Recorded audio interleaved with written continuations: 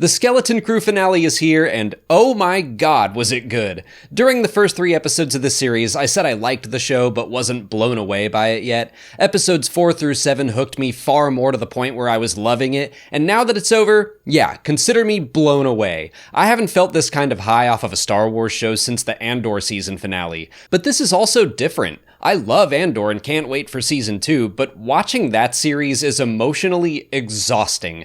Watching Skeleton Crew? It's like I've got a hover bike of my own. It made me feel like I was 9 again, riding my own bike through the woods, and of course pretending it was a speeder bike and I was on Endor. But I'm coming up on 38, so it gave me that thrill of being a kid in love with Star Wars, but then it also gave me that moment to feel like Wendell. A wonderful end to a wonderful season, and I absolutely include those first 3 episodes in there as well. Now that I can see the whole picture, I am just over the moon with this Kids on Bike story, pun intended. So let's run through the episode scene by scene. Jod keeps the kids under his thumb with his threat to their parents' lives and sends them all home under supervision and takes Fern and Farah with him to see the supervisor. That was all a pretty straightforward resolution to what felt like a very intense cliffhanger last week, which is also a pretty Flash Gordon-style thing to do. Star Wars was based off of serials that would end with these massive, life-threatening dangers that would quickly and easily be fixed right at the start of the next episode. Back at Wim's house, he and his dad eat a Star Wars microwave meal, and I had a good chuckle at Wendell calling it home-cooked.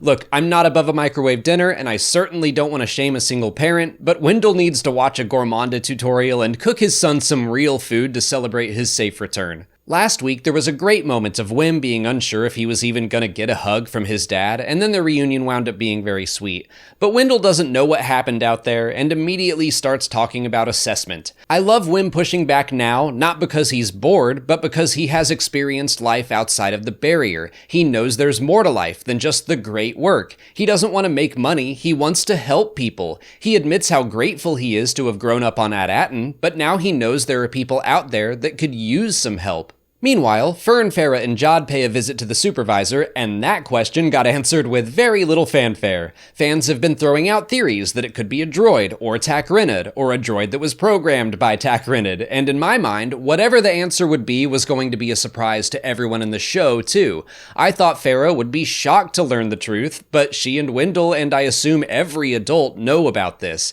It's probably another thing the kids would have found out after graduation, which is kind of fitting. You go to school, you take your tests, you graduate, you get a job. You might wind up working for a corporation that doesn't care about you. They don't care if your kids accidentally hijack a spaceship and go missing. We've all been there, right?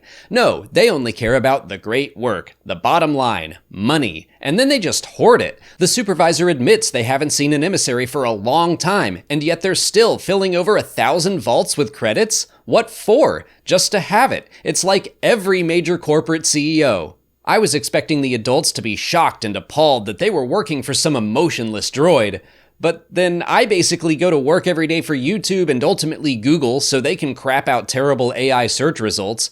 I know this, and yet I still do it. To the adults, it's just the reality of their situation. Jod is caught in a lie by the supervisor, who at least knows that the Jedi had supposedly betrayed the Republic, which makes me wonder what other communications the supervisor gets. Like, does the droid scan the airwaves, know the state of the entire galaxy, and keep it to itself? Or was the news of Order 66 literally the last thing it ever heard? This episode did leave me with some questions about At-Aten and its connection to the rest of the galaxy, but I'm not bothered by them. We can figure that stuff out later. We can say the supervisor probably won't tell us, since Jod shoves a lightsaber through its eye, shutting power down across the city. Farah gives the pirate frigate clearance through the barrier to save Fern, and the invasion begins, and those scenes were rad. The ship coming through the clouds, all our heroes watching as it settles over the city like something you'd see in an alien invasion on Earth, and then they just open fire. I don't know why I continue to be surprised by stuff like that. The series opened with a fairly brutal pirate attack to show us exactly what these characters are capable of, but everything in this show is usually so fun and lighthearted that when the violence kicks in, it doesn't necessarily feel out of place, but it does feel harrowing. Since the kids are the only ones who know what's going on, they grab their hoverbikes and head out to call Kim for help from the New Republic. There's always something so awesome to me about a good kids on bike scene. When you're a kid on a bike, you feel strong. That is your domain. And sure, it's partially because you don't have a driver's license, but it's also because you're basically made of rubber and you can bounce back from any injury you might have if you fall off. I've gone down hills on my bike as a kid I wouldn't dream of attempting now. And Skeleton Crew captured all of those feelings in this scene, cutting through backyards, racing through the forest, and taking huge jumps. And I love that they brought Wendell along for it. I wouldn't have minded seeing him shove Bonj Falfa off of his bike, but whatever. He gets to go on an adventure with his son and feel alive again. He finds a new understanding of Wim through it all, and it's just a blast to watch. He even gets to deliver a badass line. I'm so glad they didn't include the giant gun on top of the school in the previously on segment. We have been talking about that coming back ever since episode 4, but it simply wasn't on my mind until Neil got trapped in the school, and then I got so psyched to see it all over again. The writing in the show has been fantastic, setting up elements and following through without always feeling obvious. It's stuff like the turbo laser. So many people saw it in episode 4 and were like, okay, that's coming back, but it's executed in a way that isn't frustrating, as if the entire story is predictable. It's executed so it feels satisfying. It's the same with the whole plot to call Kim for help. It was easily guessed, but the struggle to actually make the call was excellent. In the Supervisor Tower, we revisit a theme that has been covered so many times in Star Wars, and yet it was still said beautifully here.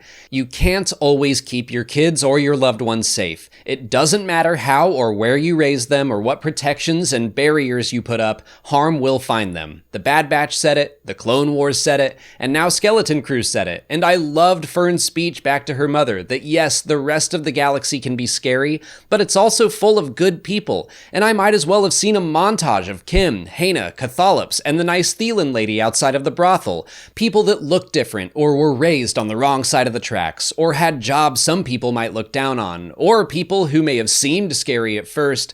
All of these different kinds of people were willing to help complete strangers get home. Wim and Wendell break into the tower to restore power so KB can take off, and this is a moment that could have been very cheesy if the writing hadn't set it up so well and if these kid actors weren't as great as they are. It's kinda like calling Unclaimsies on the Onyx Cinder. Could have been cheesy, but just works. Wim makes up a story about the Crystal of the Founders to distract Jod while Wendell gets the power on. He uses his imagination, which is a power that Jod himself reinforced in Wim, and I love that Fern joins in. She and Wim butted heads the most over the course of the story, but now they've met in the middle, and they make up a story to distract a pirate, and obviously he doesn't believe it, but he entertains these kids because he's been with them, and I actually think he likes them more than he wants to admit. Because he has several chances to actually harm the kids or their parents, but he never takes them all the way, and he seems genuinely upset when KB's ship goes down after calling for help. He makes very intense threats and he takes some close shots, but I don't think he is truly willing to hurt these kids. Just like when he had a chance to step on Snowball last week but didn't. Jod isn't good, that's for sure, but he's not full-fledged evil. If his journey continues, I do think there's a path back to the light for him, and I would love to see it. He's like a far worse Han Solo that can use the Force. Han had his scoundrel with a heart of gold turn in less than 2 hours. It would be cool to see it take a while for Jod to crawl his way back to redemption. We do get a bit of his backstory as well. He was found by a Jedi as a child and she briefly trained him, but that was during the time of the Empire and she was eventually caught and killed. I like that he specifically says she was ragged just like him. She was on the run and desperate, but still she took Jod on to train him. Probably just enough to get him confused about attachment so he could give his twisted version of it to Wim. But still, he could have been that for the kids. He was desperate and covered in rags when they met, but he chose a different path. Wendell also chooses a different path, or at least it's one I expect he's never taken before, but he sneaks up on Jod and punches him in the face. The final big struggle is between one admittedly strong pirate with the Force who only believes in credits, and a group of family and friends who overcome their enemy together, and not by killing him or anything, but by letting go of their fears and by quite literally bringing their walls down. Farah specifically has to overcome her fears about destroying the barrier. She thinks it keeps them safe and sheltered, but she now knows that's not a guarantee. But even more than that, I think we have to connect back to one of her earliest scenes. She told Fern not to lose her position at the top of her class again because, quote, there's not space for everyone at the top. Well, compared to most of the galaxy, I would consider At Aten a top place to live. At Aten can probably help struggling worlds like At Akron, if it stops hiding. One of Wim's storybooks talks about how Jedi temples could lower into the ground during times of danger. He mentions that. But if you translate the Arabesh, it also says, when the galaxy called for heroes, the Valiant Order did not hesitate. Their fortress rose back up to the surface, and they stood ready to fight for justice and peace. At Aten has been hiding long enough. It's time for them to rise back up and help. I think Farah is the most powerful person on the planet now that the supervisor is gone. Seeing her make that decision to destroy the barrier was awesome. It protected the people, sure, but it also shielded them from beauty. Seeing Neil in awe of the stars was no throwaway moment. At Aten might now be opened up to more danger, that's true, but it's also now opened up to see what the rest of the galaxy has to offer. And more immediately, it lets the New Republic in with its X-Wings and B-Wings, and they use their composite beams. That's the good stuff. With the barrier down and his pirate ship in flames, Jod watches from the supervisor's tower and kind of smiles, just a bit, which is a very ambiguous ending for him, but I like it. We don't know where his story will go, but it does feel hopeful. I assume he'll wind up in prison somewhere. Like I said, I see a path out of the darkness for him. I don't think he's pure evil, and I hope we see him again. Maybe the smile means he's starting to figure things out. Maybe he sees that there is a force more powerful than credits. It's connection, it's friends and family, which is a lesson so supposedly obvious it's become a joke. The real treasure are the friends we made along the way. But in Skeleton Crew, yes, literally that. That is the lesson, and I love it. The kids are all hugging on a pile of gold, which they ignore, to celebrate that their friend is okay. Once again, something that could have come across as incredibly trite and cheesy instead feels completely natural and wholesome, and it's like I'm a part of that hug. Oh yeah, and SM33 is still alive. That's not a surprise, but I loved KB holding his head and then him holding his own head. Hilarious. Since KB crashed into the school, Fern jokes that Wim won't have to take the assessment test now. He smiles as he looks up into the stars with the X-Wings flying overhead, and I don't think he's smiling because he doesn't have to take the test. He is smiling because he already took it. He knew he wanted to help people, that was his calling, but he didn't fully understand what that meant. He learned what it really meant on his adventure, that it isn't always wielding a lightsaber or doing something exciting. It can be a quiet moment where you listen to what the people around you need. I think he's looking up at those X-Wings knowing he's gonna fly one someday, and I think that is a beautiful ending. There are still some questions floating around, and I wouldn't have minded seeing Jod get carted off to jail. Neil didn't get the Samwise Gamgee moment of courage to talk with Runa when they got back, but that's alright. The questions I have aren't really important to the story. They're more about the larger universe, like when exactly did At Aten go into hiding, how much did the supervisor know, blah blah blah. Stuff that isn't actually important to the story of these kids. We'll find that out later. Right now, I don't really care, because this show took me for a ride. I know there's been a lot of talk of viewership numbers for this show the past week, and I don't really care about that either. I hope Disney can look past it too, because they've got something very special on their hands here. These are characters whose story I would love to see continue, and no matter what, I'm sure they will, even if it's not on screen. But they have earned a top spot for me. Skeleton Crew is going right up there with the likes of Andor and the Star Wars Jedi games and the High Republic books as one of my favorite things Disney has done with the franchise. At the very least, give the creative team more to do, because this series was firing on all cylinders. But I'll talk about that in my season review that'll probably be out Friday. I've got an Easter egg video coming out tomorrow, and if you're on our Patreon, our reaction is already out. We'll have our watch-along release soon, and we'll be taking questions about the show too.